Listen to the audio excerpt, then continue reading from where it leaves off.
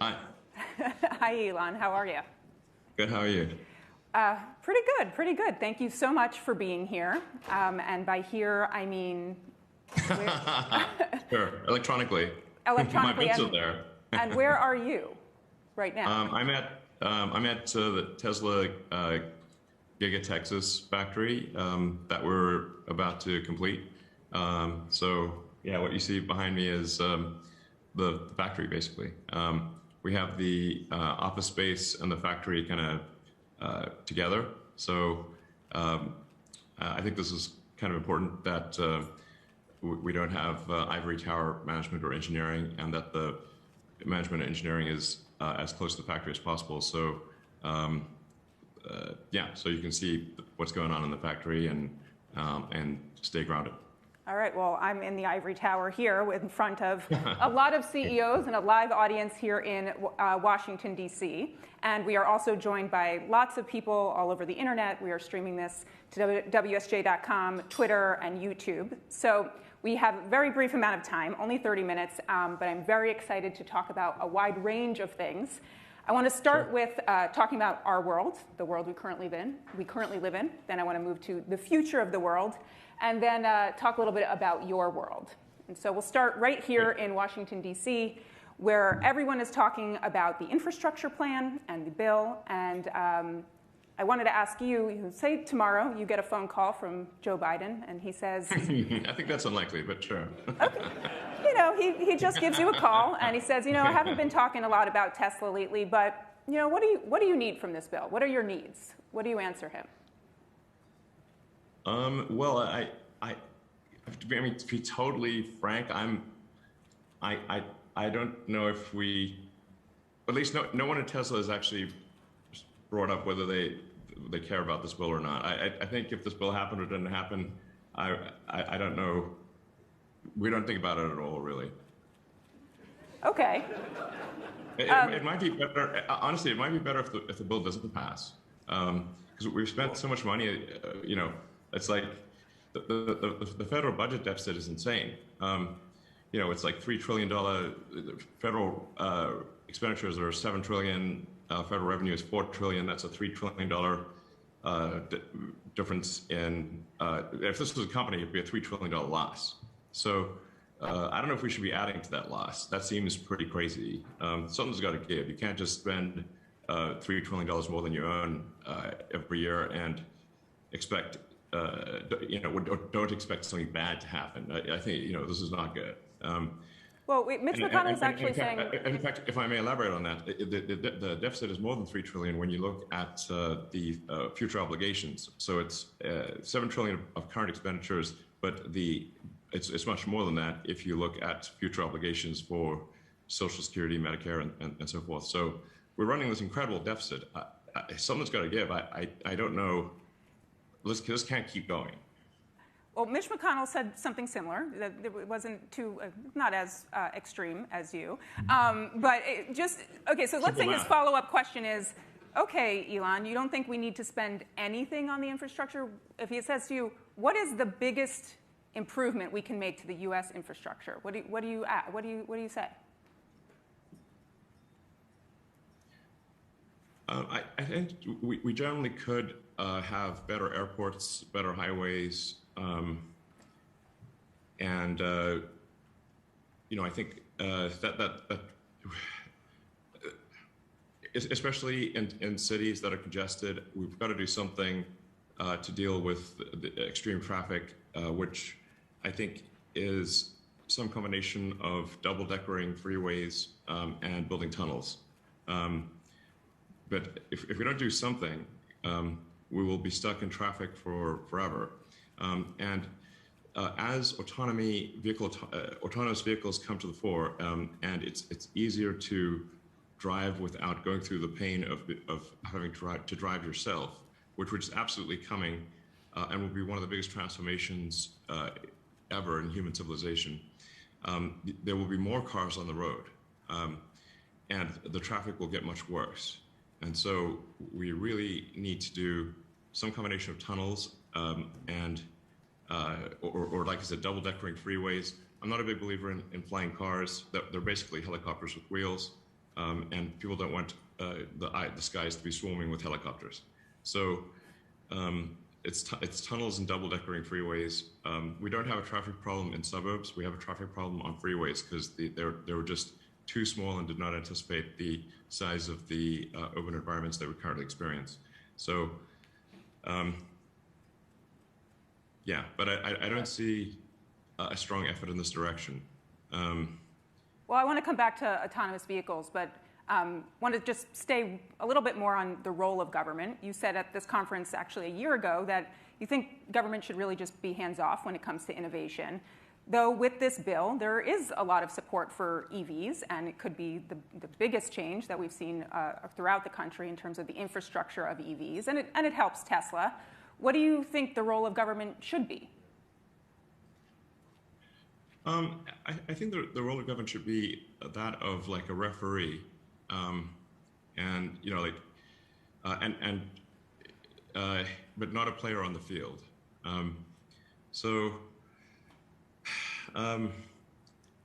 Generally, you know, government should, I think, just try to get out of the way and not impede progress. I think there's a general problem, not just in the U.S., but in most countries, where the rules and regulations keep increasing every year. Rules and regulations are immortal. They don't die. There's not a natural. Occasionally, you see some law with a sunset provision, but really, otherwise, the vast majority of rules and regulations live forever. And so if more rules and regulations are applied every year, and it just keeps growing and growing, eventually it takes longer and longer, and it's harder to do things. And there's not really an effective garbage collection system for removing rules and regulations. And so gradually this hardens the arteries of civilization, where you're able to do less and less over time. So I think government should be really trying hard to get rid of rules and regulations that perhaps had some merit at some point, but don't have merit currently. But there's very little effort in this direction. This is a big problem. And I also want to come back to later. I know that you do have some other stance on sort of AI and what the rules and regulations we should have on that. But right now you're sitting in a Tesla factory. How are you spending your time these days between the split between SpaceX and Tesla? Yeah, it's about even between SpaceX and Tesla. It depends on, you know, what is the kind of crisis of the moment. So some weeks will be more Tesla, more SpaceX. But I mean, I work a lot. I work 7 days a week and put in some pretty crazy hours. So. But it really depends on where I'm needed most. I triage the tasks and try to do the things that are most useful, or where I'm most needed. You know, and it varies from 1 week to the next. But you know, just going back to that infrastructure bill for a second, because sometimes the criticism of Tesla is like, hey, Tesla gets all these subsidies, but it's worth noting that for the vehicle purchase tax credit, the $7,500, Tesla stopped getting that like 2 years ago. So whereas everyone else, I think, except for GM, still gets the $7,500 tax credit. So all of our sales this year and I think last year had nothing to do with the tax credit, because we were no longer eligible because we'd made so many electric cars. Tesla's made roughly 2/3 of all the electric cars in the United States. I'm not sure if most people are aware of that. So Tesla's made basically twice as many electric vehicles as the rest of industry combined. And we don't need the $7,500 tax credit. I would say, honestly, I would just can this whole bill. Don't pass it. That's my recommendation. What about the support, though, for the charging network? I mean, there are parts of this bill and no? No. I mean, do we need support for gas stations? We don't. So there's no need for this for support for a charging network. I would delete it. Delete. Okay. All right.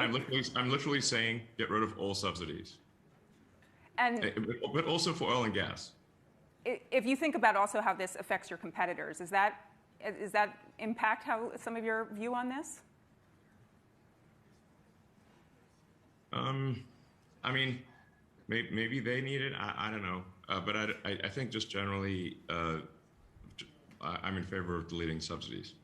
I mean, when we started Tesla, there were no EV subsidies at all, and gasoline was super cheap. We did not anticipate any subsidies. That came later, and that came the $7,500 tax credit came as a result not of Tesla activity, but of General Motors lobbying for it. So I would just say just delete them all. All right, but there's some other good things in this bill that some would argue. I mean, a lot of money earmarked for R&D. Would you want to put that towards something? No. Okay. All right.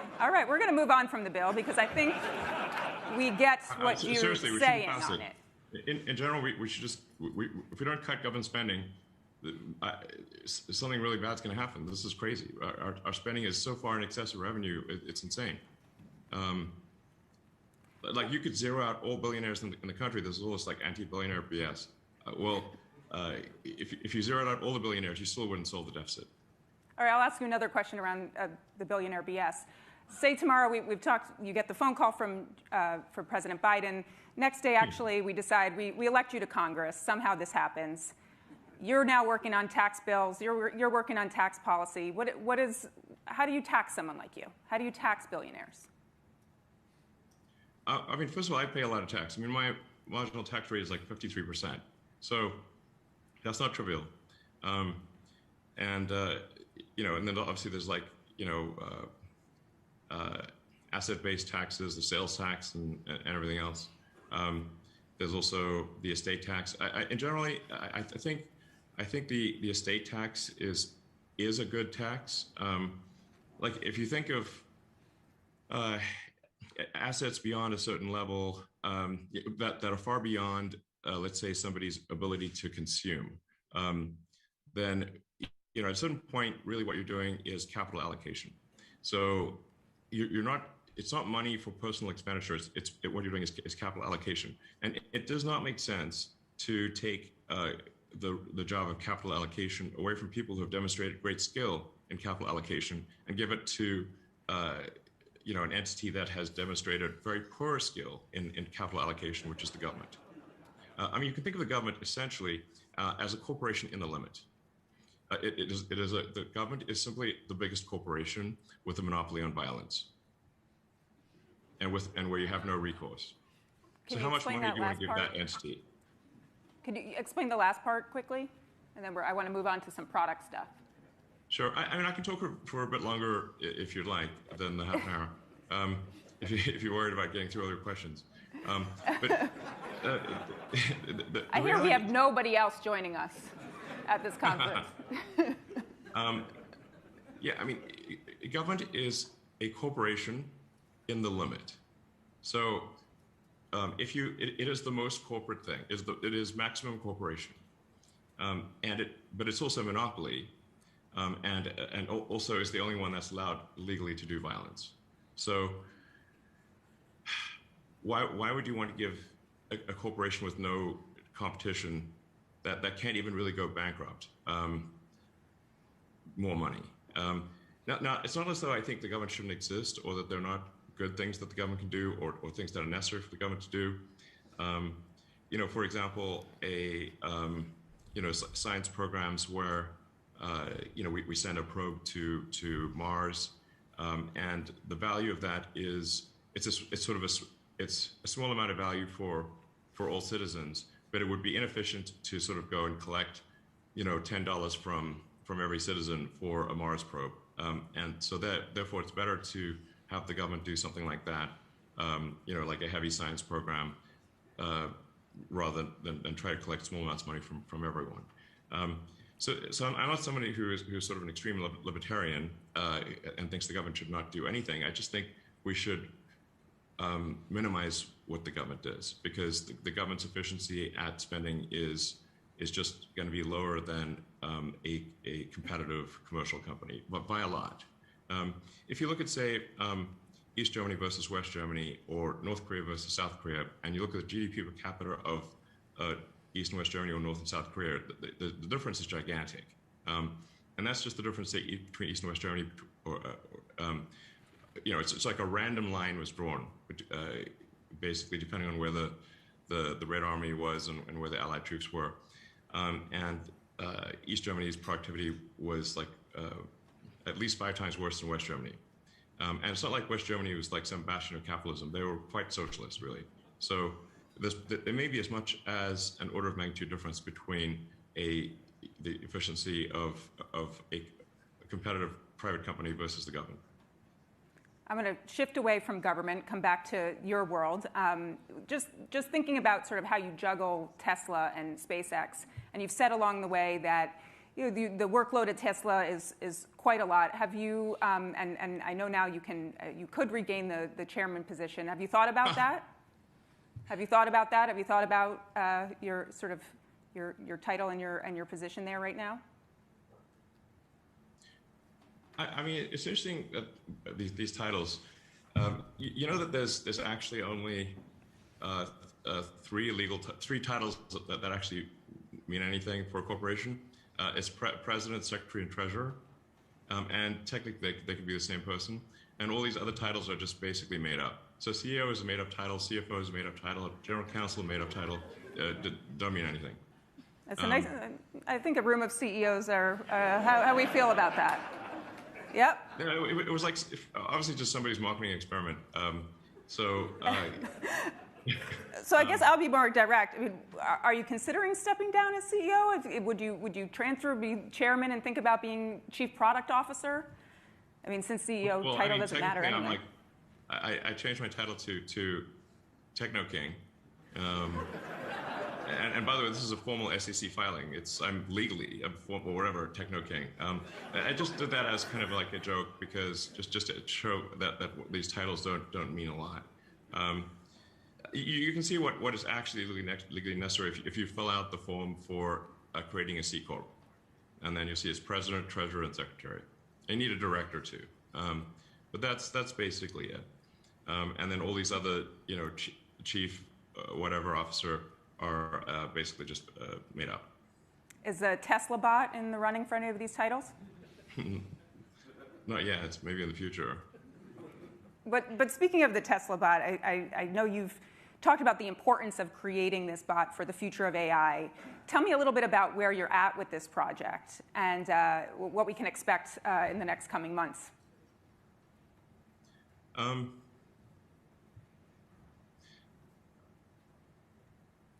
Well, with the Tesla autopilot or full self-driving, we're effectively, I think, creating the most advanced practical AI for navigating the real world.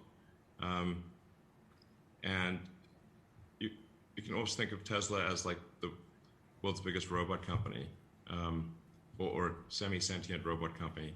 So the car is kind of a robot on 4 wheels, and so then, we could probably take that same technology and put it in a humanoid robot and have that robot be useful. So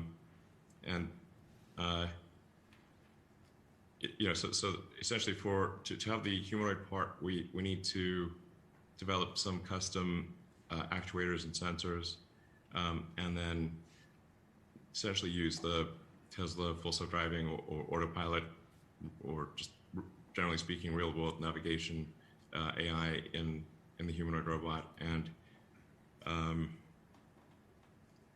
I think this could be quite profound. I don't know exactly when we will get this right, but we will get it right.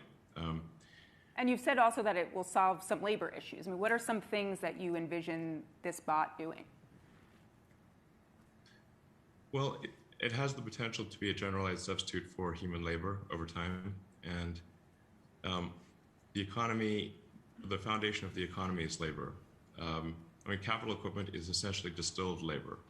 So I was talking to a friend of mine actually to say, just like what should we optimize for? And what he said was gross profit per employee, fully considered. So you've got to include the supply chain in that. The fundamental constraint is labor. There are not enough people. I can't emphasize this enough. There are not enough people. And I think one of the biggest risks to civilization is the low birth rate and the rapidly declining birth rate. It is, and yet so many people, including smart people, think that there are too many people in the world and think that the population is growing out of control. It's completely the opposite. Please look at the numbers. If people don't have more children, civilization is going to crumble. Mark my words. Is this why you have so many children? I'm trying to set a good example. Yeah. Gotta practice what I preach. I won't ask you to predict how many more children you're going to have tonight, but I want to move on to some future talk. That's part of where I'm going with this Tesla bot. I'm not as good at Twitter as you are, but people on Twitter are asking me what's going to happen on 12/9. Can you tell me what's going to happen on 12/9? Nothing as far as I know. I don't know where this came from. I think this is just one of those memes that, I don't know, it came out of nowhere, but as far as I know, nothing. But maybe something will happen that I'm not aware of. All right, so I want to ask now a little bit farther out in the future, into 2022. And we can't get to all your future projects, but I thought a fun way to do this might be, I'm going to name some of the projects. I'm going to give you 60 seconds, and you tell me what your plan is in 2022 to move that project along and what we can expect from it. But okay. 60 seconds. You only get 60 seconds. Okay. You going to do it? All right, here we go. So the first one is, hold on, I think I know how to work this Apple Watch. All right, 60 seconds and Cybertruck. Cybertruck. Cybertruck's going to be an incredible product. I think it may be our best product ever. And I think it probably will be. It has a lot of new technology, so it's a hard car to make. But it will be awesome.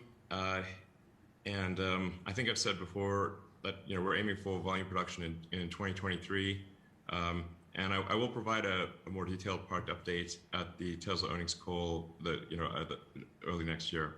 So I wish it could be sooner, but that's most likely when it happens. It'll be something really special, like just one of those kind of rare products that happens once in a while. That's really special. Okay. That was about 60 seconds. I don't know what's going on with my watch, but we're on Cybertruck. Now we're on to Neuralink. Okay. Okay. Yeah. So no, the big question is, in 2022, how are you pushing that project along? What happens? So Neuralink, we have Neuralink's working well in monkeys, and we're also doing just a lot of testing and just confirming that it's very safe and reliable, and that the Neuralink device can be removed safely. People may have seen the demo that we published earlier this year, the video of a monkey playing the video game Pong telepathically using the Neuralink in its brain, and it's completely wireless, charges inductively. But basically, the monkey looks completely normal, and yet is playing a video game telepathically, which is, I think, quite profound. We will have, we hope to have this in our first humans, which will be people that have severe spinal cord injuries, like tetraplegics, quadriplegics, next year, pending FDA approval. And I should say, our standards for implanting the device are substantially higher than what the FDA requires, just as our standards for safety with Tesla are much higher than what the U.S. government requires. And I'll take a little more than 60 seconds. Yes, I'm about to cut you off. Because I think there's something that's I think pretty cool, and I do want to say that I'm very emphasis on cautiously optimistic about this. I think we have a chance with Neuralink of being able to restore full body functionality to someone who has a spinal cord injury. Meaning, I think we have a chance, I emphasize a chance, of being able to allow someone who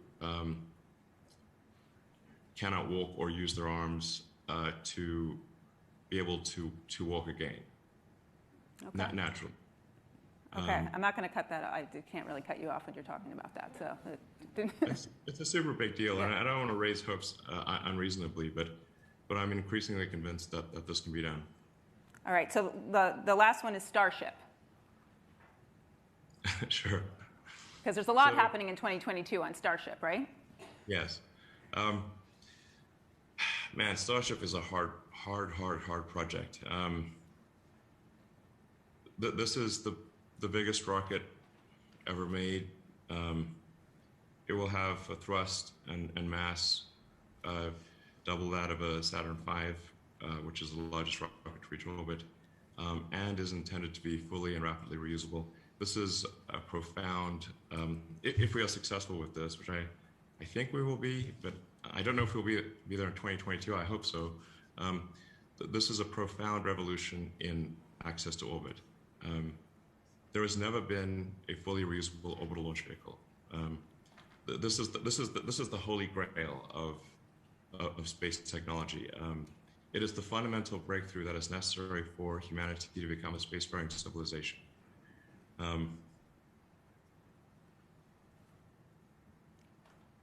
This absorbs more of my mental energy than probably any other single thing. But it is so preposterously difficult that there are times where I wonder whether we can actually do this. And if you had to summarize very quickly, what is so hard about it for just a normal person to understand? What is so hard about it? Well, this will take a lot more than 60 seconds, but... But now I'm so interested. Okay, well... Oh, no. Okay, okay. I am overdue for doing a Starship update. We live on a planet where the gravity is actually very strong. We actually live on the densest planet in the solar system. Our atmosphere is very thick, and what this comes down to is that a typical orbital rocket might be able to put about 2% of its liftoff mass into orbit. And then this is with smart people trying hard, maybe 2.5%. And no rocket, to the best of my knowledge, has ever gotten above 4% of its liftoff mass to orbit. So now, in order to make a rocket fully reusable, you've got to basically create a rocket that can do about 4%, if not more than 4%, of its liftoff mass to orbit, which hasn't happened before. So that means you have to have basically A-pluses across the board, incredibly efficient engines, incredibly efficient structure. You do need scale because there are some efficiencies of scale. That's why part of why Starship is so gigantic.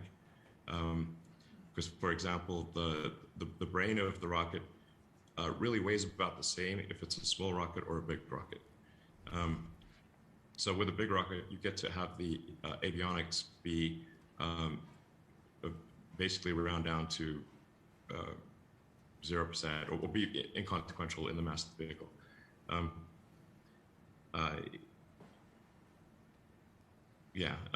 you need to make an incredibly light heat shield. And just there's so many things that need to be done to have both the booster and the upper stage or ship be reusable.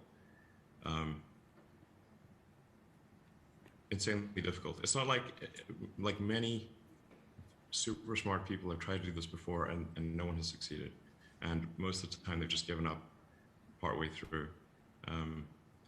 But if full and rapid reusability can be achieved, it reduces the cost of access to orbit by a factor of 100 or more. So more of us just could go eventually. Yeah, it's like an aircraft. Imagine if an aircraft or a car or any form of transport was not reusable. Imagine if you had to buy a new plane every time you flew. That would make air flight insanely expensive, or a car. if you had to get a new car every time you drove somewhere, that would be unbelievably expensive as opposed to simply refueling it. So we've got to get rockets to the point where we simply refuel the rocket and we don't throw it away. And with Falcon 9, we've managed to make the booster reusable and the fairing, the nose cone reusable, but not the upper stage. So we've made I think the most progress in reusability that has ever been done. But with Starship, we're hoping to make the whole thing reusable. This is profound. Like I said, it is the difference between humanity being a single planet species and a multi-planet species. It's really that big of a deal. All right, well, Elon, they're running the clock down on me, so I want to ask you one last question, and we'll try to go to at least one or two audience questions. I wanted to ask you a little bit about humor. You're a pretty funny guy. You show it on Twitter a lot. You've hosted SNL. And I'm wondering how that plays into your management style. I mean, would your coworkers say you're funny? Is this something you're sort of bringing to the office now? Is it helped with managing your teams? I mean, I think I'm funny. I find my jokes funny. I don't know. I guess I do. I mean, I do crack a lot of jokes. They don't all land, but I am aspirationally, aspirationally funny. Yeah. I mean, we try to have a good sense of humor at the office too. Okay. I think yeah. I also wanted to ask that lately on Twitter, and you've been poking fun at people for their age quite a bit. And I wanted to have a sense of, do you not plan to age? And what is your, how are you combating aging? Is there some secret technology we don't know about that you've got? I'm not aware of any secret technology to combat aging, and I mean, I don't know that we should really try to live for a super long time. I think there is some. It is important for us to die because, most of the times people don't change their mind; they just die. And so, if we live forever, then we might become a very ossified society where new ideas cannot succeed. So, but I'm not poking fun at aging. I'm just saying, if we've got people in very important positions that have to make decisions that are critical to the security of the country, then they need to have sufficient presence of mind and cognitive ability to make those decisions well, because the whole country's depending on them. Mm-hmm. Well, I thought you might say psychedelics were your way of not aging, but I would like to just go if there's anyone's got one or two questions for this guy. I don't think dropping acid makes you age less. So I think drugs probably make you age more, not less. But, all right. Okay. Well, Elon, thank you so much for being with us here tonight. Oh, there is a question. Sorry, I did not see any hands up. Thank you. Bal Das from BGD Holdings. I'd be very interested. First, let me thank you for what you're doing in terms of your breakthrough for humanity. But I am curious about your views on China and the United States, just on a free-flowing basis, if you want to share a few thoughts. Yeah, I mean, I think we're at an interesting point in history where the United States has been the world's largest economy for as long as anyone can remember. And I think the U.S. became the largest economy, probably 120, 130 years ago. And there's nobody that old really anymore who can remember a time when the United States was not the world's biggest economy. Now we're heading towards a situation where China is going to be probably have an economy 2 to 3 times the size of the United States. And so that's just a different world. I do think there are a lot of people in the government in China who kind of grew up with China being a small economy, and maybe who feel like China was pushed around a lot, but they haven't fully appreciated the fact that China really is going to be the big kid on the block. And so, like, if you're going to be the big kid on the block, then you can really be pretty chill about things. You know, you don't have to worry about, like, other countries are not really a threat to you if you're by far the biggest kid on the block. And you know, so I would say that's kind of an important mindset change. Hopefully that you know, China goes through, is just, you know, to think, like, if you are the biggest kid, like, how would you want the biggest kid on the block to behave? And now, if you are going to be the biggest kid on the block, then wouldn't you want to behave like you would have wanted the biggest kid on the block to behave? I think that's pretty important. I mean, overall, you know, I think, like, Tesla has a good relationship with China, and I don't mean to endorse everything that China does, any more than I would say endorse everything the United States does, or any country. But you know, overall, I think yeah, we are headed to an interesting and different world, and I hope that we can remember that, you know, we're all human beings, and, you know, let's just try to have as positive a relationship as possible, and you know, and work towards mutual prosperity of humanity as a whole. Well, Elon, thank you so much for being here tonight, or where you are, and thank you, everybody. And I hope to see you next year.